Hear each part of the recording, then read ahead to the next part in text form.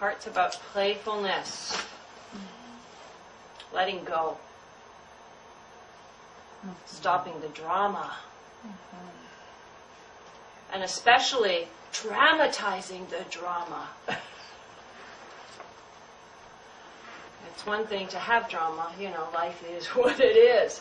But it's when we over-exaggerate the negative or the things of our life. So it's like we're bringing far more meaning to what we really shouldn't give any meaning to.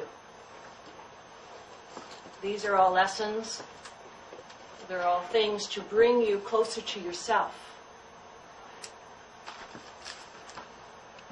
When we see them that way and we act accordingly, then we begin to change our external world. Or I could say the external world changes around you. So the more, another way of wording it, the more drama you put behind the situations of your life, the more energy you're putting behind that story. So you think about it for a moment. You're putting your mind, your body, and your soul, which this is the alchemy of your body, the alchemy of creation. It's how you manifest. So you're putting that alchemy toward what it is you don't want in life. So you're using all your powers against yourself. Because it's how we're brought up, it's what we learn.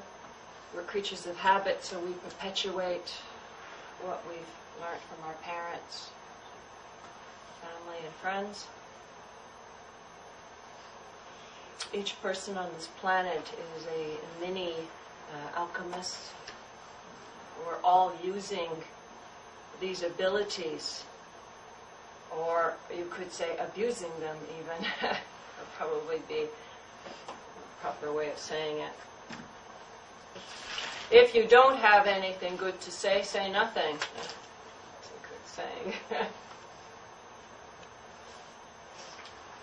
And wait until you can form things in a way that is life constructive,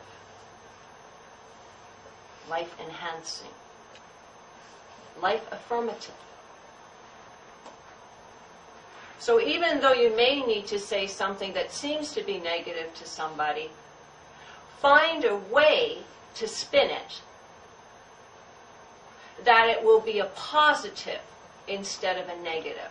Even though they might see it as a negative, when they can have the opportunity to step back from the ego and response, and they put it through their mind again, they realize it's actually a positive. It's something to bring them into becoming a greater person, maybe finding a greater path.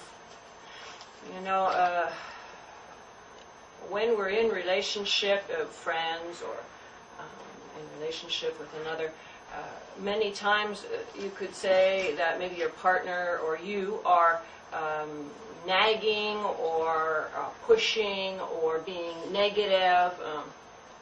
And if somebody's doing that to you, maybe step back and take a look at what they're saying. Because realize that usually people will nag you or push you or say things that feel negative because they care. When they say nothing, they don't care anymore.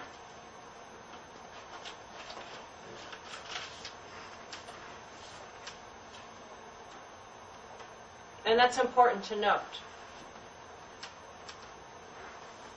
And so maybe they just can't find the right way to say it. Perhaps they haven't trained their brain in a way that shows them how to say things constructively instead of destructively. But realize if somebody is taking the time to try to be your mirror, then they must care.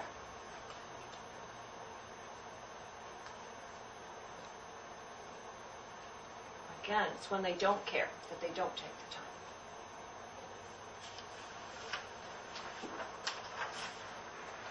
So try to hear what they're saying, not from a negative ears, but from place of knowing that perhaps they're just trying to help in some way. So know the same about you. If you're after somebody, you're constantly telling them, oh, you should do this, you should do that, why don't you look at this, why don't you look at that, and trying to push them forward, then you care. Or you wouldn't be putting that energy there. The thing is, if you're not saying it in a way that another would feel receptive toward, then you're talking circles. It'll never be heard. So to try to find a vocabulary or a way of thinking and expressing that shows your wisdom. We're so on automatic these days. It's sad. We say things the same way, we do things the same way, we expect somebody to get us, to understand. But why can't we take that extra moment to explain things a little bit better, to reread emails before sending them, making sure they say what it is you really want to not skip the steps that show you care. Otherwise it shows you don't in an odd way. You know, it's like, okay, you care, but you don't take the time to really. So if you're going to do something, do it with your mind, body, and soul wholeheartedly. And that energy, that's the alchemist, that's when you actually manifest change. But when we do things half-mindedly, they come out wrong. They could be perceived as an absolute negative, or that you're attacking another person. So where does the heart and playfulness come in all of this? If you can become playful with yourself in your vocabulary, in your way of expressing, in the things that you're doing, in your life essence, then you will get stuck. You'll get stuck saying things the same way, feeling the same old, telling yourself the same stories, feeding yourself the same negatives. What changes you is playfulness.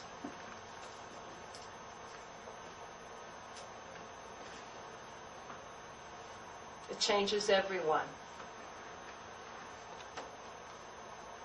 Look at kids. I mean, you know, they could be crying or whatever, and you get them to play for a moment, they forget everything. Perfect example. We're the same. We just see it faster in children. But we're the same.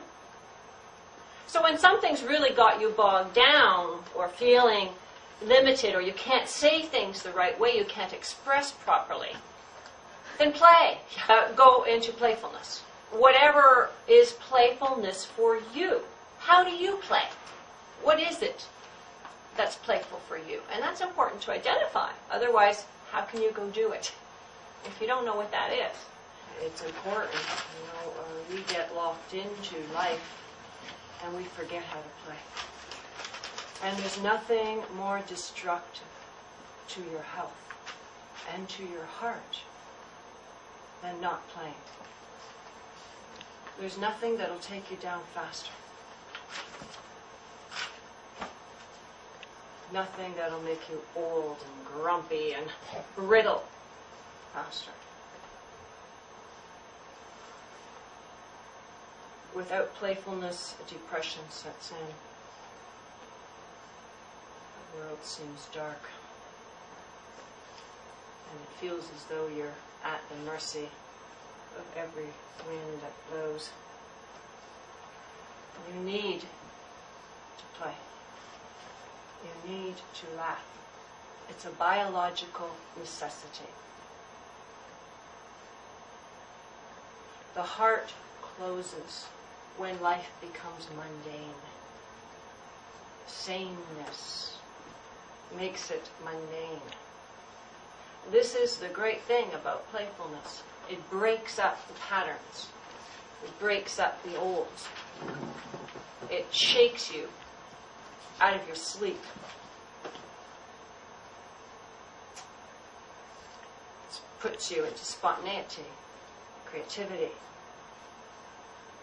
higher energy.